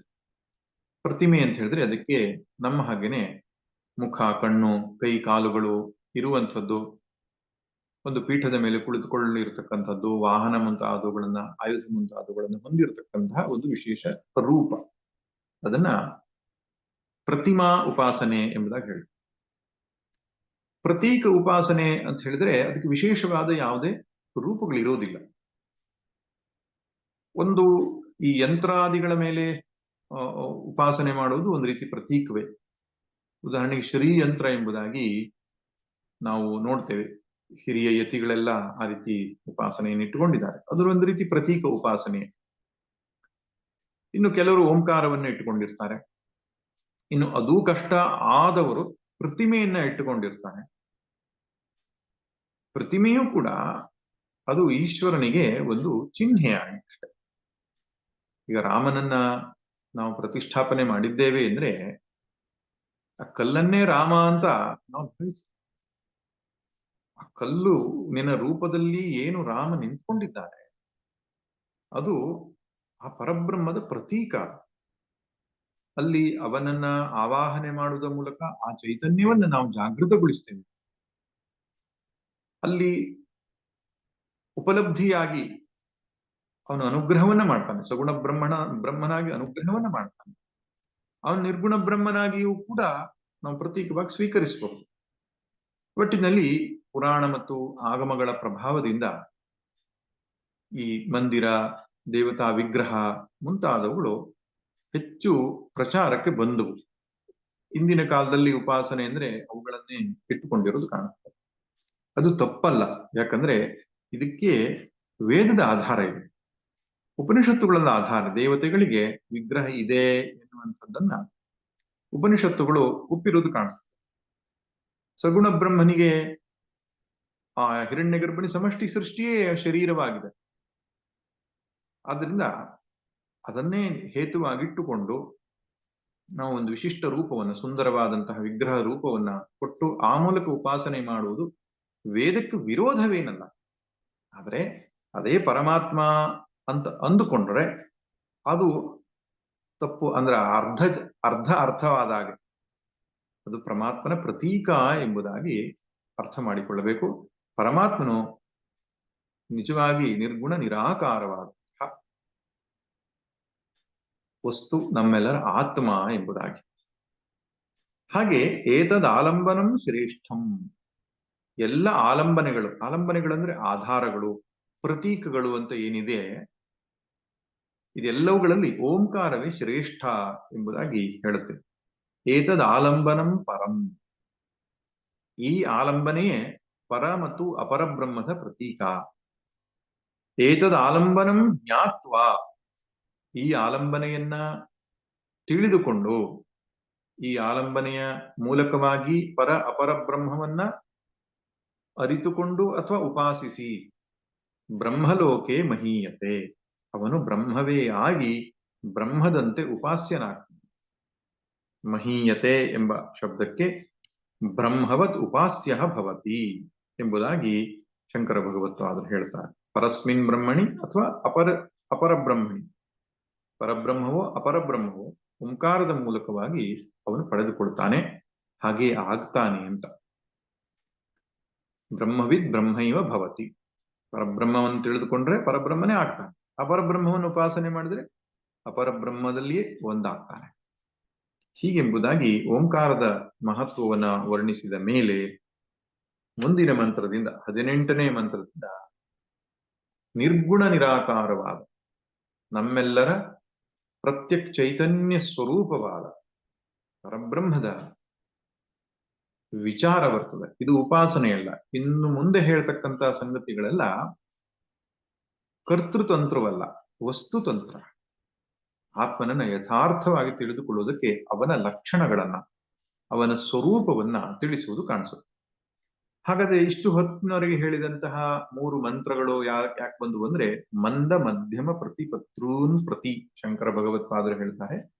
ಮಂದ ಮಧ್ಯಮಾಧಿಕಾರಿಗಳಿಗೆ ನೇರವಾಗಿ ಆತ್ಮನನ್ನು ಅರಿತುಕೊಳ್ಳುವುದು ಕಷ್ಟವಾದ್ರಿಂದ ಅವರು ಉಪಾಸನೆಯ ದಾರಿಯ ಮೂಲಕ ಬರಲಿ ಎನ್ನುವುದಕ್ಕೆ ಆ ವ್ಯವಸ್ಥೆ ಇರತಕ್ಕಂಥದ್ದು. ಆದ್ದರಿಂದ ಓಂಕಾರ ಆಲಂಬನಸ್ಯ ಆತ್ಮನಃ ಸಾಕ್ಷಾತ್ ಸ್ವರೂಪ ನಿರ್ದಿಧಾರಯಿಷಯ ಇದ ಮುಚ್ಚತೆ. ಓಂಕಾರ ಆಲಂಬನ ಉಳ್ಳ ಯಾವೊಂದು ಪರಬ್ರಹ್ಮವಿತ್ತೋ ಆ ಆತ್ಮನ ಸ್ವರೂಪವನ್ನ ಚೆನ್ನಾಗಿ ಗೊತ್ತುಪಡಿಸುವುದಕ್ಕಾಗಿ ಮುಂದಿನ ಮಂತ್ರವನ್ನ ಹೇಳ್ತಾ ಇದ್ದಾರೆ. ನ ಜಾಯತೆ ಮ್ರಿಯತೆ ವಾ ವಿಪಶ್ಚಿನ್ನಾಯಂ ಕುತಶ್ಚಿನ್ನ ಬಭೂವ ಕಶ್ಚಿತ್ ಅಜೋ ನಿತ್ಯ ಶಾಶ್ವತೋಯಂ ಪುರಾಣೋ ನ ಹನ್ಯತೆ ಹನ್ಯಮಾನೇ ಶರೀರೇ. ಇನ್ನು ಮುಂದಿನ ಮಂತ್ರಗಳೆಲ್ಲ ಆತ್ಮ ವಿಚಾರಕ್ಕೆ ನೇರವಾಗಿ ಸಂಬಂಧಿಸಿದವುಗಳಾಗಿವೆ. ಈ ಮಂತ್ರ ಎಲ್ಲೋ ಒಂದು ರೀತಿಯಲ್ಲಿ ನಮ್ಗೆ ಭಗವದ್ಗೀತೆಯಲ್ಲಿಯೂ ಹೀಗೊಂದಿದೆ ಅಂತ ಕಾಣಿಸ್ತದೆ. ಹೌದು, ಭಗವದ್ಗೀತೆಯಲ್ಲಿ ಹೆಚ್ಚಿನ ಕಠೋಪನಿಷತ್ತಿನ ಮಂತ್ರಗಳು, ಅಂದ್ರೆ ಕಠೋಪನಿಷತ್ತಿನ ಹೆಚ್ಚಿನ ಮಂತ್ರಗಳನ್ನ ಭಗವದ್ಗೀತೆಯಲ್ಲಿ ಪ್ರತ್ಯಕ್ಷವಾಗಿಯೋ ಅಥವಾ ಸ್ವಲ್ಪ ಬದಲಾವಣೆಯನ್ನ ಮಾಡಿಕೊಂಡು ಉಪಯೋಗಿಸಿದ್ದು ಕಾಣಿಸುತ್ತೆ. ಯಾಕಂದ್ರೆ ಇದು ಶ್ರುತಿ, ಅದು ಸ್ಮೃತಿ. ಕಠೋಪನಿಷತ್ತು ಭಗವದ್ಗೀತೆಗಿಂತಲೂ ಮುಂಚೆ ಇದ್ದದ್ದು. ಆದ್ರಿಂದ ಸ್ಮೃತಿ ಅನ್ನುವಂಥದ್ದು ಯಾವತ್ತು ಶ್ರುತಿಯನ್ನು ಅನುಸರಿಸಿಯೇ ಇರಬೇಕು ಅನ್ನುವಂಥದ್ದು. ಆದ್ದರಿಂದ ಉಪನಿಷತ್ತನ್ನ ಅನುಸರಿಸಿಯೇ ಆ ಸ್ಮೃತಿ ಗ್ರಂಥಗಳು ತಮ್ಮ ಚಿಂತನೆಯನ್ನು ಪ್ರತಿಪಾದನೆ ಮಾಡ್ತವೆ. ಭಗವದ್ಗೀತೆ 2ನೇ ಅಧ್ಯಾಯದಲ್ಲಿ ಹೀಗೆ ಒಂದು ಶ್ಲೋಕ ಇದೆ. ನ ಜಾಯತೆ ಮ್ರಿಯತೆ ವಾ ವಿಪಶ್ಚಿತ್ ನಾಯಂ ಭೂತ್ವಾ ಭವಿತಾ ವಾ ನ ಭೂಯಃ. ಜಾಯತೆ ಮ್ರಿಯತೆ ವಾ ಕದಾಚಿತ್, ಕದಾಚಿತ್ ಅಂತ ಬರ್ತದೆ. ನ ಜಾಯತೆ ಮ್ರಿಯತೆ ವಾ ಕದಾಚಿತ್ ನಾಯಂ ಭೂತ್ವಾ ಭವಿತಾ ವಾ ನ ಭೂಯಃ. ಇಷ್ಟೇ, ಮುಂದಿನ ಸೇಮ್. ಅಜೋ ನಿತ್ಯ ಶಾಶ್ವತೋಯಂ ಪುರಾಣೋ ನ ಹನ್ಯತೆ ಹನ್ಯಮಾನೇ ಶರೀರೇ. ಅರ್ಥದಲ್ಲಿ ತುಂಬಾ ವ್ಯತ್ಯಾಸ ಇಲ್ಲ. ಹಾಗೆಯೇ ಈ ಮಂತ್ರ ಏನನ್ನು ಹೇಳ್ತಾ ಇದೆ ಅಂದ್ರೆ, ಆತ್ಮನು ನಿರ್ವಿಕಾರಿಯೋ ಮತ್ತು ಚೈತನ್ಯ ಸ್ವರೂಪನು, ಈ ಎರಡು ಸಂಗತಿಗಳನ್ನ ಪ್ರತಿಪಾದನೆ ಮಾಡ್ತಾ ಇದೆ. ಆತ್ಮನನ್ನು ಅರ್ಥ ಮಾಡಿಕೊಳ್ಳಬೇಕು ಅಂದ್ರೆ ಏನ್ ಬೇಕು? ಅದರ ಲಕ್ಷಣ ಗೊತ್ತಾಗಬೇಕು. ಲಕ್ಷಣ ಪ್ರಮಾಣಾಭ್ಯಾಂ ವಸ್ತು ಸಿದ್ಧಿ.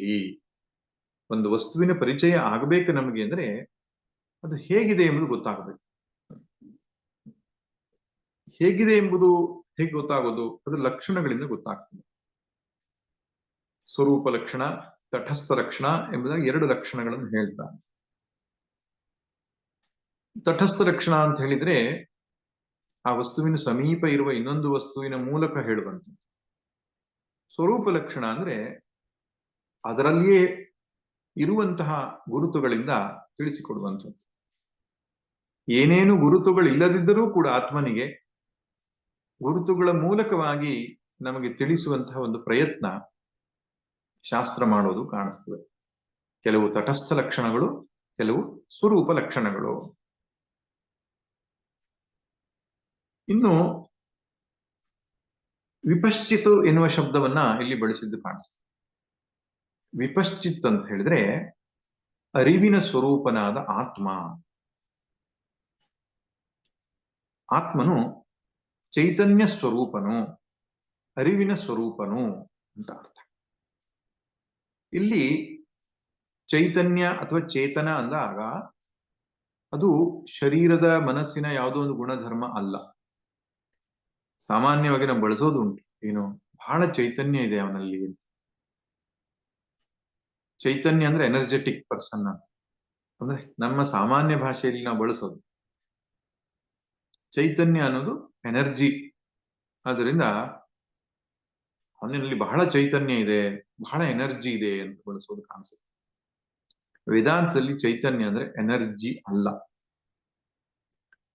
ಅತ್ಯಂತ ಚಟುವಟಿಕೆಯಿಂದ ಕೂಡಿರುವ ಗುಣವೂ ಅಲ್ಲ.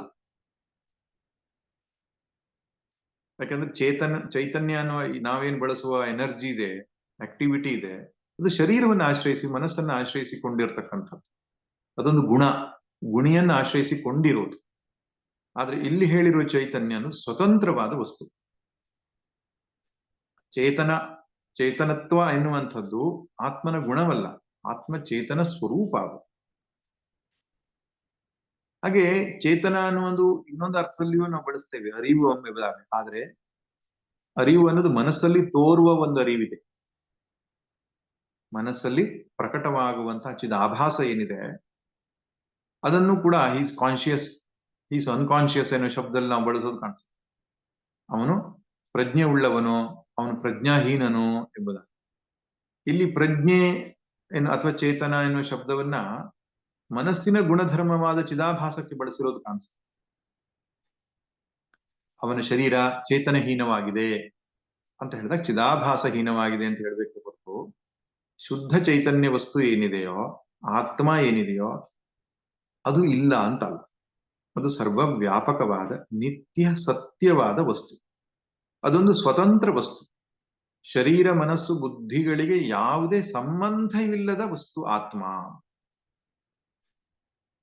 ಮತ್ತು ಏಕಃ ಏವ, ಅದು ಒಂದೇ ಇರುವಂಥದ್ದು. ಚೇತನ ಅನ್ನುವಂಥದ್ದು ಒಂದೇ. ಪ್ರತಿಯೊಂದು ಶರೀರದಲ್ಲಿ ಅಭಿವ್ಯಕ್ತವಾದಾಗ ಬೇರೆ ಬೇರೆ ಎಂಬಂತೆ ಕಾಣುತ್ತೆ. ರೂಪೋ ಪ್ರತಿರೂಪೋ ಬಭೂವ. ಹೇಗೆ ಟ್ಯೂಬ್ ಲೈಟ್ ನಲ್ಲಿ, ಆಮೇಲೆ ಬಲ್ಬ್ ನಲ್ಲಿ, ಫ್ಯಾನ್ ನಲ್ಲಿ, ಹೀಗೆ ಬೇರೆ ಬೇರೆ ವಿದ್ಯುತ್ ಉಪಕರಣಗಳಲ್ಲಿ ವಿದ್ಯುತ್ ಬೇರೆ ಬೇರೆಯಾಗಿ ಪ್ರಕಟವಾಗುವಂತೆ ಶರೀರ ಎಂತಕ್ಕಂತಹ ಬಲ್ಪಿನಲ್ಲಿ ಮನಸ್ಸೆನ್ನುವ ಫಿಲಾಮೆಂಟ್ ಇದೆ. ಆ ಮನಸ್ಸೆನ್ನುವ ಫಿಲಾಮೆಂಟ್ ಅಲ್ಲಿ ಇಲೆಕ್ಟ್ರಿಸಿಟಿ ಎನ್ನುವಂತಹ ಚೈತನ್ಯ ಪ್ರಕಟ ಆಗಿದೆ. ಈಗ ಬಲ್ಬ್ ಒಡೆದು ಹೋದ್ರೆ ಅಥವಾ ಫ್ಯೂಸ್ ಆದ್ರೆ, ಫ್ಯೂಸ್ ಆಗೋದಂದ್ರೆ ಏನು? ಆ ಟಂಗಸ್ಟನ್, ಆ ತಂತಿ ಅನ್ನೋದು ಒಡೆದು ಹೋಗುವಂಥದ್ದು ಅಥವಾ ಛಿದ್ರವಾಗುವಂಥದ್ದು. ಹಾಗಾದಾಗ ಎಲೆಕ್ಟ್ರಿಸಿಟಿ ಏನಾದ್ರೂ ನಾಶ ಆಗ್ತದಾ? ಇಲ್ಲ. ಹಾಗೆಯೇ ಶರೀರ ಮನಸ್ಸು ಬುದ್ಧಿಗಳಲ್ಲಿ ಚೇತನತ್ವ ಪ್ರಕಟ ಆಗಿರಬಹುದು, ಪ್ರಕಟ ಆಗದೇ ಇರಬಹುದು. ಆ ಮೂಲ ಚೈತನ್ಯ ವಸ್ತು ಅಂತ ಏನಿದೆಯೋ ಅದಕ್ಕೆ ಯಾವುದೇ ಭಂಗ ಯಾವ ಕಾಲಕ್ಕೂ ಬರುವುದಿಲ್ಲ. ಅದು ಸ್ವತಂತ್ರವಾದ ವಸ್ತು. ಆದರೆ ಈಗ ಸದ್ಯಕ್ಕೆ ಶರೀರ ಮನಸ್ಸು ಬುದ್ಧಿಗಳಲ್ಲಿ ಅದು ವ್ಯಾಪಿಸಿದಂತೆ ಚಿದಾಭಾಸದ ಕಾರಣದಿಂದ ಹಾಗೆ ಆಗಿದೆ. ಹಾಗೆ ಆಗಿದ್ದರೂ ಕೂಡ ಆ ಚಿದಾಭಾಸಕ್ಕೂ ಆಧಾರವಾದ ಆಶ್ರಯವಾದ ಮೂಲ ವಸ್ತು ಏನಿದೆಯೋ ಅದು ಆತ್ಮನ ನಿಜ ಸ್ವರೂಪ. ಆದ್ದರಿಂದ ವಿಪಶ್ಚಿತು ಎನ್ನುವ ಶಬ್ದವನ್ನ ಬಳಸಿರೋದು ಕಾಣಿಸುತ್ತೆ. ಇಲ್ಲಿ ಶಂಕರ ಭಗವತ್ಪಾದರು ವಿಪಶ್ಚಿತ್ ಎನ್ನುವ ಶಬ್ದಕ್ಕೆ ಮೇಧಾವಿ ಎಂಬ ಅರ್ಥವನ್ನು ಕೊಟ್ಟು ತದನಂತರ ಅವರು ಹೇಳ್ತಾರೆ ಅಪರಿಲುಪ್ತ ಚೈತನ್ಯ ಸ್ವಭಾವತ್ವಾತು. ಅಂದರೆ ಅವನು ನಾಶವಾಗದ ಚೈತನ್ಯದ ಸ್ವಭಾವದವನಾಗಿದ್ದಾನೆ. ಅಂದ್ರೆ ಮಂತ್ರದ ದೃಷ್ಟಿಯಿಂದ ನೋಡಿದಾಗ ವಿಪಶ್ಚಿತ್ ಎಂದಾಗ ಜ್ಞಾನಿ ಅಂತ ತೆಗೆದುಕೊಳ್ತೇನೆ. ವಿಪಶ್ಚಿತ್ ಎನ್ನುವ ಶಬ್ದಕ್ಕೆ ಜ್ಞಾನಿ ಎಂಬುದಾಗಿ ಈ ಮಂತ್ರದ ಸಂದರ್ಭದಲ್ಲಿ ತೆಗೆದುಕೊಳ್ಬೇಕು. ಜ್ಞಾನಿ ಆ ಚೈತನ್ಯವನ್ನ ಯಥಾರ್ಥವಾಗಿ ಅರಿತಿರುವುದ್ರಿಂದ ಅವನಿಗೂ ಚೈತನ್ಯಕ್ಕೂ ಯಾವುದೇ ವ್ಯತ್ಯಾಸ ಇರುವುದು. ನಾವೀಗ ಏನು ನಾನು ಅಂತ ಅಂದ್ಕೊಂಡಿದ್ದೇವೆ ಅದು ಶರೀರ ಮನಸ್ಸು ಬುದ್ಧಿಗಳಲ್ಲಿ ನಾನು ಎನ್ನುವ ಭಾವ. ಜ್ಞಾನಿಗೆ ನಾನು ಎಂದಾಗ ಆ ಸರ್ವವ್ಯಾಪಕವಾದ ನಿತ್ಯವಾದ ಆ ಅರಿವು ಏನಿದೆ, ಆತ್ಮ ಚೈತನ್ಯ ಏನಿದೆ ಅದನ್ನೇ ತಾನು ಅಂದುಕೊಳ್ತಾನೆ. ಅದರಿಂದ ಜ್ಞಾನಿ ಅಂದ್ರೆ ಯಾರು ಅಂದ್ರೆ ಆತ್ಮನೇ. ಆದ್ರಿಂದ ವಿಪಶ್ಚಿತ್ ಎಂಬುದಾಗಿ ಜ್ಞಾನಿಗೆ ಅನ್ವಯಿಸಿ ಹೇಳಿದೆ. ಆದರೆ ಅದು ಆತ್ಮನ ಲಕ್ಷಣವೇ ಆಗಿದೆ ಎಂಬುದನ್ನು ನಾವು ಮನಸ್ಸಲ್ಲಿ ಇಟ್ಟುಕೊಳ್ಬೇಕು. ಅಂತಹ ವಿಪಶ್ಚಿತ್ ಆಗಿರುವ ವಿಪ್ರಕೃಷ್ಟೇನ ಚಿನೋತಿ ಇತಿ ವಿಪಶ್ಚಿತ್, ಅತ್ಯಂತ ಹತ್ತಿರದಿಂದ ತಿಳಿದು ಬರತಕ್ಕಂಥವನು ಎಂಬ ಅರ್ಥದಲ್ಲಿ ವಿಪಶ್ಚಿತು ಅಂದ್ರೆ ಆತ್ಮ ಚೈತನ್ಯ ಎಂಬುದು ಅದಕ್ಕೆ ಅರ್ಥ. ಅದು ಷಡ್ ವಿಕಾರ ರಹಿತವಾದದ್ದು ಅಂತ ಹೇಳ್ತಾರೆ. ಅಂದ್ರೆ ನಿರ್ವಿಕಾರ ಸ್ವರೂಪ. ವಿಕಾರ ಅಂತ ಹೇಳಿದ್ರೆ ಏನರ್ಥ? ಬದಲಾವಣೆ ಅಂತ ಅರ್ಥ. ಹಾಲು ವಿಕಾರವಾಗಿ ಮೊಸರಾಗ್ತದೆ, ಬೀಜ ವಿಕಾರವಾಗಿ ವೃಕ್ಷವಾಗ್ತದೆ. ಆ ವಿಕಾರದ ಪ್ರಕ್ರಿಯೆ ಅನೇಕ ಹಂತಗಳೆಲ್ಲ ಆಗ್ತದೆ. ಅದನ್ನ ಪ್ರಾಚೀನರು ಷಡ್ ಭಾವ ವಿಕಾರ ಎಂಬುದಾಗಿ 6 ವಿಕಾರಗಳನ್ನಾಗಿ ಪ್ರಧಾನ ಗುರುತಿಸಿದ್ದಾರೆ. ಯಾಸ್ಕರು ತಮ್ಮ ನಿರುಕ್ತದಲ್ಲಿ ಹೇಳ್ತಾರೆ, ಅಸ್ಥಿ, ಜಾಯತೆ, ವರ್ಧತೆ, ವಿಪರಿಣಮತೆ, ಅಪಕ್ಷೀಯತೆ, ವಿನಶ್ಯತೀತಿ ಷಡ್ಭಾವ ವಿಕಾರ. ಒಂದು ವಸ್ತುವಿಗೆ ಮುಖ್ಯವಾಗಿ 6 ವಿಕಾರಗಳು ಇರ್ತವೆ. ಹೆಚ್ಚಿರ್ಬಹುದು, ಆ ಹೆಚ್ಚನ್ನು 6ರಲ್ಲೇ ಅಂತರ್ಭಾವ ಮಾಡಬಹುದು. ಅಸ್ಥಿ ಅಂದ್ರೆ ಯಾವುದೋ ಒಂದು ಕಡೆಯಲ್ಲಿ ಇತ್ತು. ವೃಕ್ಷ ಅನ್ನುವಂಥದ್ದು ಬೀಜದ ಒಳಗೆ ಇತ್ತು. ಬೀಜದ ಒಳಗೆ ಇತ್ತು ಎನ್ನುವಂಥದ್ದು ಅಸ್ಥಿ ಅನ್ನುವಂಥ ಒಂದು ವಿಕಾರ. ಜಾಯತೆ ಮೊಳಕೆ ಒಡೆಯುತ್ತದೆ. ವೃಕ್ಷ ಅನ್ನುವಂಥದ್ದು ಭೂಮಿಯಿಂದ ಒಡೆದು ಬರ್ತದಕ್ಕೆ ಉದ್ಭಿಜ್ಜ ಎಂಬುದಾಗಿ ಕರೀತಾರೆ. ಉದ್ಭಿತ್ ಜಾಯತೆ ಅಂದ್ರೆ ಭೂಮಿಯನ್ನು ಒಡೆದು ಅದು ಹೊರಗೆ ಬರ್ತದೆ. ಆದ್ರಿಂದ ಉದ್ಭಿಜ್ಜ. ಆ ಸಸ್ಯ ಅನ್ನುವಂಥದ್ದೇನು ಭೂಮಿಯನ್ನು ಒಡೆದು ಹೊರಗೆ ಬರ್ತದೋ ಜಾಯತೆ ಹುಟ್ಟುತ್ತೋ ಅದೊಂದು ವಿಕಾರ. ವರ್ಧತೆ ಬೆಳೆಯುತ್ತದೋ. ಬೆಳವಣಿಗೆಯು ಕೂಡ ಒಂದು ಹಂತದವರೆಗೆ, ಒಂದಿಷ್ಟು ವರ್ಷದವರೆಗೆ ವೃಕ್ಷ ಬೆಳೆಯುತ್ತೆ. ತದನಂತರ ಏನಾಗುತ್ತೆ? ವಿಪರಿಣಮತೆ ಬದಲಾವಣೆ ಆಗ್ತದೆ. ಆಮೇಲೆ ಅಪಕ್ಷೀಯತೆ ನಾಶವಾಗಲಿಕ್ಕೆ ತೊಡಗುತ್ತೆ. ಅದರ ಸಾಮರ್ಥ್ಯ ಕ್ಷೀಣವಾಗ್ತಾ ಬರುತ್ತೆ. ಕೊನೆಗೆ ವಿನಶ್ಯತಿ ನಾಶವಾಗ್ತದೆ. ಮನುಷ್ಯನ ಶರೀರದಲ್ಲಿಯೂ ಹಾಗೆ ತಾಯಿಯ ಗರ್ಭದಲ್ಲಿ ಇತ್ತು, ಹುಟ್ಟಿತು, ಬೆಳೆಯಿತು. ಬೆಳವಣಿಗೆ ಎಷ್ಟಪ್ಪ ಅಂದ್ರೆ ಒಂದು ವಯಸ್ಸಿನ ತನಕ, ಒಂದು ನಿರ್ದಿಷ್ಟವಾದ ವಯಸ್ಸಿದೆ, ಅಲ್ಲಿಯ ತನಕ ಬೆಳವಣಿಗೆ ಆಗ್ತದೆ. ತದನಂತರ ಬದಲಾವಣೆ ಆಗ್ಲಿಕ್ಕೆ ಶುರುವಾಗ್ತದೆ. ಬದಲಾವಣೆ ಯಾಕಪ್ಪ ಅಂತ ಹೇಳಿದ್ರೆ ನಾಶವಾಗಬೇಕಲ್ಲ ಮುಂದೆ. ಅದಕ್ಕೆ ಪ್ರಿಪರೇಷನ್ ಅದು. ಅದಕ್ಕೆ ಪ್ರಕೃತಿ ತನ್ನ ವ್ಯವಸ್ಥೆಯನ್ನ ಎಷ್ಟು ಸರಿಯಾಗಿ ಮಾಡ್ಕೊಂಡು ಹೋಗ್ತದೆ. ಕಣ್ಣು ಕಾಣುವುದು ನಿಲ್ಲತ್ತೆ, ಕಿವಿ ಕೇಳುವುದು ನಿಲ್ಲತ್ತೆ, ಹಲ್ಲು ಉದುರು ಹೋಗುತ್ತದೆ, ಅದ್ರ ಹಿಂದೆ ಒಂದೊಂದು ಕಾರಣ ಇದೆ ಅಂತ. ಯಾಕೆಂದ್ರೆ ಅದ್ರ ಕೆಲಸ ಮುಗಿದಿದೆ ಅಂತ ಅರ್ಥ ಶರೀರದ್ದು. ಅದೇನು ಮಾಡ್ಬೇಕಾಗಿತ್ತೋ ಅದನ್ನ ಮಾಡಿದ್ಯೋ ಬಿಟ್ಟಿದ್ಯೋ, ಕಾಲ ಮುಗಿದಿದೆ ಅದ್ರದ್ದು, ಒಂದು ಹೊರಡ್ಲಿಕ್ಕೆ ಅದು ಸಿದ್ಧವಾಗಿದೆ ಅಂತ. ಅದು ಯಮನು ಕೊಡುವ ಸೂಚನೆ ಅಂತ. ಕಣ್ಣು ಮಂದ ಆಗೋದು, ಕಿವಿ ಕೇಳಿಸದೇ ಇರೋದು, ಈಗ ನಿನ್ನ ಸಮಯ ಕೇವಲ ಪರಮಾತ್ಮ ಚಿಂತನೆಗೆ ಅಂತ ಯಮ ಕೊಡುವ ಸೂಚನೆ. ಆದ್ರೆ ನಾವು ಅದಕ್ಕೆಲ್ಲ ಪರ್ಯಾಯ ವ್ಯವಸ್ಥೆ ಮಾಡಿಕೊಂಡು ಆ ಯಮನಿಗೆ ಮರೆಸ್ತೇವೆ. ಕಣ್ಣಿಗೆ ಪರ್ಯಾಯ ವ್ಯವಸ್ಥೆ, ಕಿವಿಗೆ ಪರ್ಯಾಯ ವ್ಯವಸ್ಥೆ, ಹಲ್ಲು ಬೇರೆ ಪ್ರತ್ಯೇಕವಾಗಿ ಹಾಕೊಳ್ಳೋದು. ಈಗ ಪ್ಲಾಸ್ಟಿಕ್ ಸರ್ಜರಿ ಅಂತ ಬಂದಿರೋದ್ರಿಂದ ಚರ್ಮ ಸುಕ್ಕುಗುಟ್ಟೋದು ಕೂಡ ಗೊತ್ತಾಗಲ್ವಂತ. ಆದ್ರೆ ಹೊರಗಡೆಗೆ ಚಂದ ಆಗ್ತದೆ, ಒಳಗಡೆಗಂತೂ ಡಿಕೆ ಆಗ್ತದೆ, ಅದು ಏನು ಮಾಡ್ಲಿಕ್ಕೆ ಆಗಲ್ಲ. ಆದ್ರಿಂದ ಅಪಕ್ಷೀಯತೆ, ಪಕ್ಷಿಗೆ ಶಿಥಿಲ ಆಗೋದು ಅಂತ ಅರ್ಥ. ವಿನಶ್ಯತಿ, ಒಂದ್ ದಿವಸ ನಾಶವಾಗ್ತದೆ. ಅದನ್ನ ನಾವು ಸುಟ್ಟು ಹಾಕಿದ್ರೆ ಸುಟ್ಟು ಹೋಗ್ತದೆ, ಸುಡ್ಲಿಲ್ಲ ಅಂದ್ರೆ ಕೊಳೆತು ಹೋದು ನಾಶವಾಗ. ಒಟ್ಟಿನಲ್ಲಿ ಈ ರೀತಿಯಾದಂತಹ ಬದಲಾವಣೆ ಅನ್ನುವಂಥದ್ದು ನಿರಂತರವಾಗಿ ಪ್ರಕೃತಿಯಲ್ಲಿ ನಡೀತದೆ. ಎಷ್ಟರ ಮಟ್ಟಿಗೆ ಅಂದ್ರೆ ಎಲ್ಲದಕ್ಕೂ ಇದೆ ಈ ಬದಲಾವಣೆ ಅನ್ನುವಂಥದ್ದು. ಒಂದು ಕಲ್ಲು ಅನ್ನುವಂಥದ್ದಕ್ಕೂ ಬದಲಾವಣೆ ಇದೆ. ನಮ್ಮ ಭಾಗದಲ್ಲೆಲ್ಲ ನಾವು ನೋಡ್ತೇವೆ, ಕೆಲವು ವರ್ಷಗಳ ಹಿಂದೆ ಒಂದು ಮಣ್ಣಿನ ಗುಡ್ಡ ಆಗಿರತಕ್ಕಂಥದ್ದು ಅನೇಕ ವರ್ಷಗಳ ನಂತರ ಅಲ್ಲಿ ಕಲ್ಲು ಬೆಳಿಲಿಕ್ಕೆ ಶುರುವಾಗೋದು, ಗಟ್ಟಿ ಆಗ್ತಾ ಹೋಗ್ತದೆ, ಆ ಮಣ್ಣಿನ ಕಲ್ಲು ಆಗ್ತಾ ಹೋಗ್ತದೆ. ಹಾಗೆಯೇ ಈ ಪ್ರಕೃತಿಯ ವ್ಯವಸ್ಥೆ ಅನ್ನುವಂಥದ್ದು ನಿರಂತರವಾಗಿ ಬದಲಾವಣೆ ಆಗ್ತಾ ಇರತಕ್ಕಂಥದ್ದು. ಇಂತಹ ಬದಲಾವಣೆ ಆತ್ಮನಲ್ಲಿ ಇರುವುದಿಲ್ಲ. ಆದ್ರಿಂದ ನಿರ್ವಿಕಾರ ಸ್ವರೂಪನ, ವಿಕಾರ ಆತ್ಮನಲ್ಲಿ ಇಲ್ಲ. ಅವನು ಯಾವಾಗಲೂ ಒಂದೇ ತೆರನಾಗಿರ್ತಕ್ಕಂಥದ್ದು. ಅದನ್ನ ನಜಾಯತೆ, ಮ್ರಿಯತೆ ಈ ಮುಂತಾದಂತಹ ವಿಶೇಷಣಗಳಿಂದ ಹೇಳಿದ್ದು ಕಾಣಿಸುತ್ತೆ. ನ ಜಾಯತೆ, ಈ ಆತ್ಮನು ಹುಟ್ಟುವುದಿಲ್ಲ. ನ ಮ್ರಿಯತೆ, ಅವನು ಸಾಯುವುದಿಲ್ಲ. ನ ಅಯಂ ಕುತಶ್ಚಿತ್ ಬಭೂವ ನ ಕಶ್ಚಿತ್ ಬಭೂವ. ನ ಅಯಂ, ಅಯಂ ಅಂದ್ರೆ ಆತ್ಮನು, ಕುತಶ್ಚಿತ್ ಬಭೂವ, ಯಾವುದರಿಂದಲೂ ಉಂಟಾಗಲಿಲ್ಲ ಅಂತ. ಅಂದ್ರೆ ಆತ್ಮನಿಗೆ ಅಪ್ಪ ಅಮ್ಮ ಇಲ್ಲ ಅಂತ. ಜಗತ್ನಲ್ಲಿ ಎಲ್ಲ ವಸ್ತುಗಳು ಕೂಡ ತಂದೆ ತಾಯಿಯಿಂದಲೇ ಬಂದಿರೋದು ಕಾಣಿಸ್ತದೆ. ಜಡ ಜಗತ್ತಿಗೂ ಕೂಡ ಪರಮಾತ್ಮನನ್ನೇ ತಂದೆ ಎಂಬುದಾಗಿ ಹೇಳುತ್ತೆ ಶಾಸ್ತ್ರಗಳು. ಈ ಮನುಷ್ಯ, ಪ್ರಾಣಿ ಮುಂತಾದವುಗಳಿಗೆ ಕೂಡ ತಂದೆ ತಾಯಿ ಇದ್ರೇನೆ ಮಕ್ಕಳ ಜನನ ಆಗ್ತಕ್ಕಂಥದ್ದು. ಹಾಗೆಯೇ ಪರಮಾತ್ಮನಿಗೆ ತಂದೆ ತಾಯಿ ಯಾರು?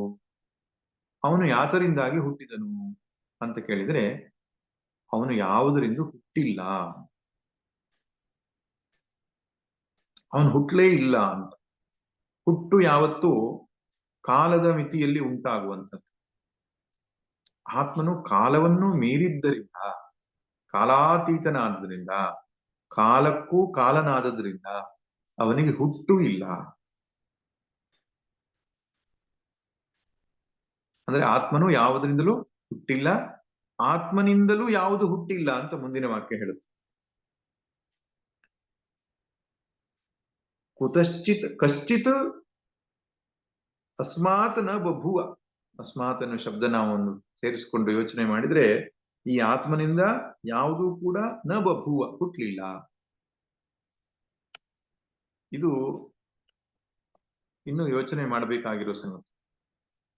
ವ್ಯಾವಹಾರಿಕ ದೃಷ್ಟಿಯಿಂದ ಪರಮಾತ್ಮನನ್ನ ಸೃಷ್ಟಿಕರ್ತ ಎಂಬುದಾಗಿ ಕರೆದರೂ ಕೂಡ, ಪಾರಮಾರ್ಥಿಕವಾಗಿ ನ ನಿರೋಧೋ ನ ಚೋತ್ಪತ್ತಿ ನ ಬದ್ಧೋ ನ ಚ ಸಾಧಕ. ಮಾಂಡೂಕ್ಯ ಉಪನಿಷತ್ನಲ್ಲಿ ಇದನ್ನ ತುಂಬಾ ಸ್ಪಷ್ಟವಾಗಿ ನನ್ನ ವಿವರಿಸಿದ್ದು ಕಾಣುತ್ತದೆ. ಅದಕ್ಕೆ ಅಜಾತಿವಾದ ಎಂಬುದಾಗಿ ಕರೀತಾರೆ. ಆತ್ಮನಿಂದ ಯಾವುದೂ ಬಂದಿಲ್ಲ, ಬಂದಂತೆ ಆಗಿದೆ ಅಷ್ಟೆ. ಅಜಾಯಮಾನೋ ಬಹುಧಾ ವಿಜಾಯತೆ. ತಾನು ಹುಟ್ಟಿಲ್ಲದೆ ಇದ್ದುಕೊಂಡು ಬಹುವಾಗಿ ತೋರಿಕೊಂಡಿರುವಂಥದ್ದು. ಬಹುವಾಗಿ ತೋರಿಕೊಂಡಿರುವುದರಿಂದ ವಾಸ್ತವವಾಗಿ ಅವನಿಂದ ಬಂದಿದೆ ಅಂತ ಹೇಳಲಿಕ್ಕಾಗಲ್ಲ. ತೋರಿಕೊಂಡಿರೋದು ಬೇರೆ, ತಂದೆ ತಾಯಿಯಿಂದ ಹುಟ್ಟಿದ ಹಾಗೆ ಹೊರಗಡೆಗೆ ಬರೋದು ಬೇರೆ. ಹಾಗೆ ಇನ್ಯಾವುದು ಆಗಿಲ್ಲ. ಅವನೇ ಇದ್ದಾನೆ ಇಲ್ಲಿ, ಅವನಿಗಿಂತ ಹೊರತಾಗಿ ಇನ್ನೊಂದು ವಸ್ತುವೇ ಇಲ್ಲ. ಪರಬ್ರಹ್ಮನೇ ಜಗತ್ತಾಗಿ ತೋರ್ಕೊಂಡಿದ್ದಾನೆ. ಅದರಿಂದ ಅವನಿಂದ ಏನು ಬರಲಿಲ್ಲ. ಅವನಿಂದ ಏನಾದ್ರೂ ಬಂತು ಅಂದ್ರೆ ದ್ವಿತೀಯವಾದ ಒಂದು ವಸ್ತುವನ್ನು ಒಪ್ಪಿಕೊಂಡ ಹಾಗಾಯ್ತು. ದ್ವಿತೀಯ ದ್ವೈ ಭಯಂ ಭವತಿ. ಇನ್ನೊಂದು ವಸ್ತು ಬಂತು ಅಂದ್ರೆ it is a limitation to the ಪಾರಮಾರ್ಥಿಕವಾದ ವಸ್ತುವಿಗೆ ಒಂದು ಲಿಮಿಟೇಷನ್ ಅನ್ನು ನಾವು ಹೇಳಿದಾಗಾಯ್ತು. ಅನಂತ ಅನ್ನುವಂಥದ್ದಕ್ಕೆ ಭಂಗ ಬಂತು. ಆದ್ರಿಂದ ಪರಮಾತ್ಮನು ಅನಂತನಾಗಿರುವುದರಿಂದ, ಸರ್ವಾತ್ಮಕನಾಗಿರುವುದರಿಂದ ಅವನಿಂದ ಇನ್ನೊಂದು ಹುಟ್ಟಿತು ಎನ್ನುವಂಥದ್ದಿಲ್ಲ. ಇನ್ನು ಅಜೋ ನಿತ್ಯ ಶಾಶ್ವತೋ ಎಂ ಪುರಾಣೋ, ಅವನು ಅಜನಾಗಿದ್ದಾನೆ, ಹುಟ್ಟಿಲ್ಲದವನಾಗಿದ್ದಾನೆ, ನಿತ್ಯನಾಗಿದ್ದಾನೆ, ಎಲ್ಲ ಕಾಲಗಳಲ್ಲಿಯೂ ಅನುಸ್ಯೂತನಾಗಿದ್ದಾನೆ, ಶಾಶ್ವತನಾಗಿದ್ದಾನೆ. ಶಾಶ್ವತ ಎನ್ನುವ ಶಬ್ದಕ್ಕೆ ಅಪಕ್ಷೀಯವನ್ನು ಹೊಂದುವುದು, ನಾಶವನ್ನು ಹೊಂದುವ. ಯಾವುದು ಅವಯವಗಳಿಂದ ಕೂಡಿದೆಯೋ ಅದು ಒಂದು ಕಾಲದಲ್ಲಿ ನಾಶ ಆಗ್ತದೆ. ಅವನಿಗೆ ಯಾವುದೇ ಅವಯವಗಳಿಲ್ಲದಿಲ್ಲ, ನಿರಾಕಾರನಾದದ್ರಿಂದ ಅವನಿಗೆ ನಾಶವಿಲ್ಲ. ಅದರಿಂದ ಶಾಶ್ವತನು. ಇಲ್ಲಿ ಮೇಲ್ನೋಟಕ್ಕೆ ನಿತ್ಯ ಮತ್ತು ಶಾಶ್ವತ ಎರಡು ಸಮಾನ ಶಬ್ದಗಳ ಹಾಗೆ ಕಾಣಿಸ್ತದೆ. ಸಣ್ಣ ವ್ಯತ್ಯಾಸ ಇದೆ ಇಲ್ಲಿ. ನಿತ್ಯ ಅಂದ್ರೆ ಬದಲಾವಣೆ ಇಲ್ಲದೆ ಇರುವವನು ಅಂತ, ಶಾಶ್ವತ ಅಂದ್ರೆ ಅಪಕ್ಷೀಯನಲ್ಲದೆ ಇರುವವನು. ಅಷ್ಟೇ ಅಲ್ಲ, ಅಯಂ ಪುರಾಣ, ಇವನು ಪುರಾಣನು. ಪುರಾಣನಂದ್ರೇನು? ಅತ್ಯಂತ ಹಳಬನು. ಅತ್ಯಂತ ಹಳಬನಾದನು ಹಚ್ಚ ಹೊಸಬನು. ಪುರಾ ಅಪಿ ನವಂ ಇತಿ ಪುರಾಣಂ. ಇದು ಏನನ್ನು ಹೇಳುತ್ತೆ ಅಂದ್ರೆ ಅವನು ವರ್ಧತೆ ಅಂದ್ರೆ ಬೆಳವಣಿಗೆ ಅನ್ನುವಂಥದ್ದು ಅವನಿಗೆ ಇಲ್ಲ. ಹೀಗೆ ಷಡ್ಭಾವ ವಿಕಾರವನ್ನ ಇಲ್ಲಿ ನಿಷೇಧ ಮಾಡ್ತಾ ಇದ್ದಾರೆ ಈ ಶಬ್ದಗಳ ಮೂಲಕವಾಗಿ.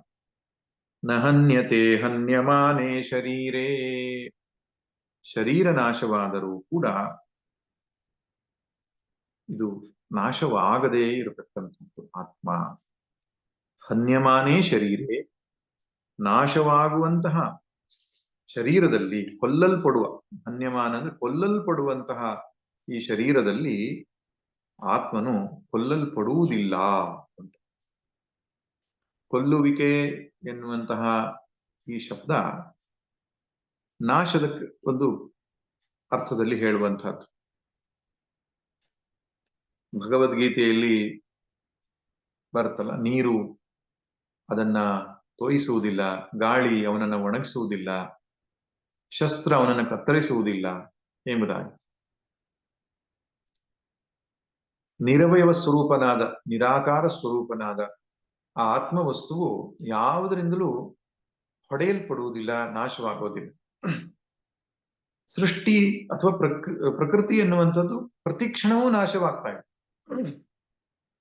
ಯಾರೋ ಹೊಡೆದು ನಾಶ ಮಾಡಬೇಕಾಗಿಲ್ಲ, ಏನು ಮಾಡದೇ ಇದ್ರೂ ನಾಶ ಆಗ್ತದೆ. ಅದಕ್ಕೆ ಏನು ಆತ್ಮಕ್ಕೆ ಏನು ಮಾಡಿದ್ರೂ ಅದು ನಾಶ ಆಗೋದಿಲ್ಲ. ಈ ಮೂಲಕವಾಗಿ ಷಡ್ಭಾವ ವಿಕಾರವನ್ನು ನಿಷೇಧ ಮಾಡುತ್ತೆ. ಅಸ್ತಿ, ಜಾಯತೆ, ವರ್ಧತೆ, ವಿಪರಿಣಮತೆ, ಪಕ್ಷೀಯತೆ. ಅಲ್ಲಿ ಜಾಯತೆ ಹುಟ್ಟಿತು ಎನ್ನುವ ಭಾವ ವಿಕಾರವನ್ನ ನ ಜಾಯತೆ ಮತ್ತು ಅಜಹ ಎನ್ನುವ ಶಬ್ದ ನಿಷೇಧ ಮಾಡಿದ್ದು. ವರ್ಧತೆ ಎನ್ನುವಂತಹ ವಿಕಾರವನ್ನ ಪುರಾಣ ಎನ್ನುವ ಶಬ್ದದ ಮೂಲಕವಾಗಿ ನಿಷೇಧ ಮಾಡಿದೆ. ವಿಪರಿಣಮತೆ ಎನ್ನುವ ಶಬ್ದ ವಿಕಾರವನ್ನ ನಿತ್ಯ ಎನ್ನುವ ಶಬ್ದದ ಮೂಲಕ ನಿಷೇಧ ಮಾಡಿದೆ. ಅಪಕ್ಷೀಯತೆ ಎನ್ನುವ ವಿಕಾರವನ್ನ ಶಾಶ್ವತಃ ಎನ್ನುವ ಶಬ್ದದ ಮೂಲಕ ನಿಷೇಧ ಮಾಡಿದೆ. ವಿನಶ್ಯತಿ ಎನ್ನುವಂತಹ ಒಂದು ವಿಕಾರವನ್ನ ಮ್ರಿಯತೆ ನ ಮ್ರಿಯತೆ ನ ಹನ್ಯತೆ ಹನ್ಯಮಾನೇ ಶರೀರೇ ಎಂಬಂತಹ ಶಬ್ದಗಳ ಮೂಲಕ ನಿಷೇಧ ಮಾಡಿದೆ. ಇನ್ನು ಅಸ್ಥಿ ಎನ್ನುವ ಒಂದು ವಿಕಾರವನ್ನು ಕೂಡ ನಾವು ಸೇರಿಸಿಕೊಂಡು ಷಡ್ಭಾವ ವಿಕಾರವನ್ನ ನಿಷೇಧ ಮಾಡುವುದರ ಮೂಲಕ ಆತ್ಮನು ನಿರ್ವಿಕಾರ ಸ್ವರೂಪನು. ಅಷ್ಟೇ ಅಲ್ಲ, ಚೈತನ್ಯ ಸ್ವರೂಪನು, ಸ್ವತಃ ಅರಿವಿನ ಸ್ವರೂಪನು ಎಂಬುದಾಗಿ ಹೇಳಿರೋದು ಕಾಣಿಸುತ್ತೆ. ಚೈತನ್ಯ ಎಂಬ ಶಬ್ದಕ್ಕೆ ಅರ್ಥ ಇಷ್ಟೇ, ತನ್ನನ್ನು ಬೆಳಗುತ್ತಾ ಇತರವನ್ನು ಬೆಳಗುವ ಸಾಮರ್ಥ್ಯ ಯಾವುದಕ್ಕಿದೆಯೋ ಅದು ಚೈತನ್ಯ ಅಂತ. ಅದೊಂದು ತನ್ನನ್ನು ಅರಿತಾ ಇರಬೇಕು, ಇನ್ನೊಂದನ್ನು ಅರಿಯಬೇಕು. ಆದ್ರೆ ಬೇರೆ ಜಡವಾದ ವಸ್ತುವಿಗೆ ಲಕ್ಷಣ ಏನಪ್ಪಾ ಅಂದ್ರೆ, ಇನ್ನೊಂದರಿಂದ ಅರಿಯಲ್ಪಡುವಂತಹ ವಸ್ತು ಯಾವುದಿದೆ ಅದು ಜಡ. ಈಗ ನನ್ನ ಮುಂದೆ ಇರತಕ್ಕಂತಹ ಒಂದು ಟೇಬಲ್ ಇರಬಹುದು ಅಥವಾ ಮೊಬೈಲ್ ಇರಬಹುದು, ಇದು ನನ್ನಿಂದ ಅರಿಯಲ್ಪಡ್ತಾ ಇದೆ, ಅದು ನನ್ನನ್ನು ಅರಿತಾ ಇಲ್ಲ. ಆದ್ರಿಂದ ಅದು ಜಡ, ನಾನು ಚೇತನ. ಚೇತನದಲ್ಲಿ ಕೂಡ ಶರೀರ ಮನಸ್ಸು ಬುದ್ಧಿಗಳನ್ನ ನಾವು ಗಮನಿಸಿಕೊಂಡು ಹೋದಾಗ ಗೊತ್ತಾಗುತ್ತೆ, ಇದು ಅರಿಯಲ್ಪಡ್ತಾ ಇದೆ. ಅರಿಯುವವನು ಬೇರೊಬ್ಬನಿದ್ದಾನೆ. ಅವನು ಸ್ವತಃ ತನ್ನ ಇರುವಿಕೆಯನ್ನ ಅರಿಯುತ್ತಾ ಇನ್ನೊಂದನ್ನೂ ಕೂಡ ಅರಿತಾ ಇರುವ ಸಾಕ್ಷಿ ಚೈತನ್ಯ ಏನಿದ್ದಾನೆ, ಅವನು ಮಾತ್ರ ಆತ್ಮನಾಗಿದ್ದಾನೆ. ಅವನಿಗೆ ವಿಪಶ್ಚಿತ್ ಎಂಬ ಶಬ್ದದಿಂದ ಇಲ್ಲಿ ಕರೆದಿದೆ. ಹಾಗೆ ಆತ್ಮನು ಯಾವ ಬದಲಾವಣೆಯನ್ನು ಹೊಂದದೆ, ಯಾವ ವಿಕಾರವನ್ನು ಹೊಂದದೆ ಇದ್ದ ಹಾಗೆ ಎಂದೆಂದು ಒಂದೇ ತೆರನಾದ ಸ್ವರೂಪ, ಸತ್ಯ ಸ್ವರೂಪ ಅಂತ ಕರೀತಾರೆ. ಸತ್ಸ್ವರೂಪ. ವಿಕಾರವನ್ನು ಹೊಂದ್ರೆ ಅಸತ್ ಸ್ವರೂಪ ಅಂತ ಹೇಳ್ತಾರೆ. ಆತ್ಮನಿಗೆ ಹೊರತಾಗಿ ಎಲ್ಲವೂ ಅಸತ್ ಸ್ವರೂಪ, ಆದ್ರಿಂದ ಅದು ಮಿಥ್ಯಾ ಅಂತ ಕರೆಯಲ್ಪಡುತ್ತೆ. ಸತ್ಸ್ವರೂಪನಾದ ಪರಮಾತ್ಮ ಮಾತ್ರ ಸತ್ಯನಾಗಿದ್ದಾನೆ. ಬ್ರಹ್ಮ ಸತ್ಯಂ ಜಗನ್ ಮಿಥ್ಯಾ. ಹೀಗೆಂಬುದಾಗಿ ಉಪನಿಷತ್ತು ಮತ್ತೆ ಮತ್ತೆ ನಮ್ಮ ಆತ್ಮಸ್ವರೂಪವನ್ನು ನಮಗೆ ನೆನಪು ಮಾಡಿಕೊಡುತ್ತೆ. ಮುಂದಿನ ತರಗತಿಯಲ್ಲಿ ಬೇರೆ ಒಂದಿಷ್ಟು ಲಕ್ಷಣಗಳನ್ನು ನೋಡೋಣ. ಸರ್ವೇ ಭವಂತು ಸುಖಿನಃ, ಸರ್ವೇ ಸಂತು ನಿರಾಮಯಾಃ, ಸರ್ವೇ ಭದ್ರಾಣಿ ಪಶ್ಯಂತು, ಮಾ ಕಶ್ಚಿತ್ ದುಃಖ ಭಾಗ್ ಭವೇತ್. ಓಂ ಶಾಂತಿ ಶಾಂತಿ ಶಾಂತಿ. ನಾರಾಯಣ ನಾರಾಯಣ ನಾರಾಯಣ.